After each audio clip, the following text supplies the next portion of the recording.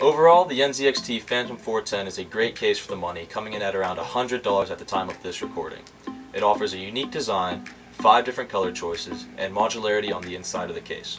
If you're in the market for a mid-tower case, you can't go wrong with this one. Good looks aren't the only thing the Phantom 410 has to offer.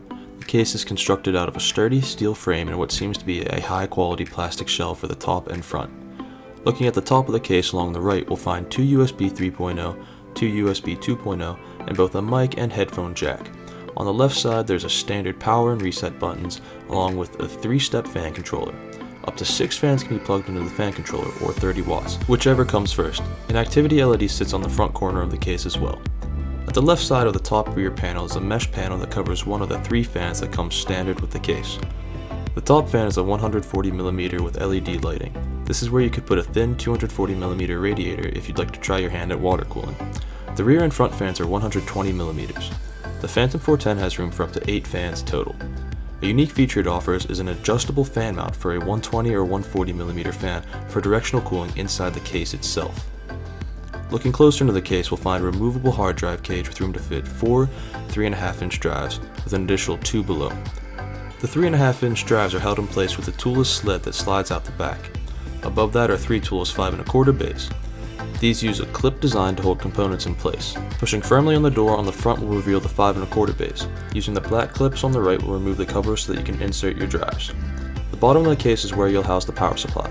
NZXT provides 4 rubber standoffs to sit the PSU on. When installing a power supply, you will be unable to use the bottom mounted fan that sits next to it, unless you are using a short power supply. Taking a look around the back, we'll find plenty of cable management tools to help get everything cleaned up with the loops to tie down the wires as well as cutouts. Some of them coming with black rubber grommets, which fall out anytime you put cables through them.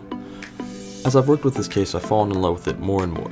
With all this said, the only real quality issues I have with the case come from something that would seem so simple to execute.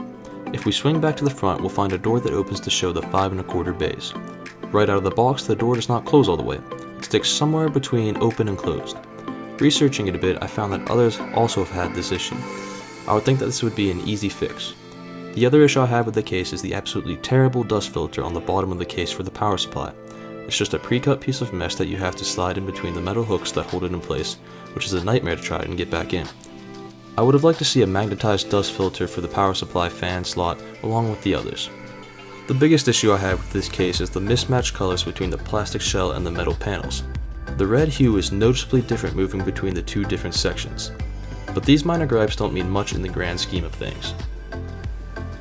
So with that, I hope everyone enjoyed this video. Leave a comment below on what your favorite features of this case were, or what you hated. Make sure you leave a like or dislike, and as always, we'll see you guys next time.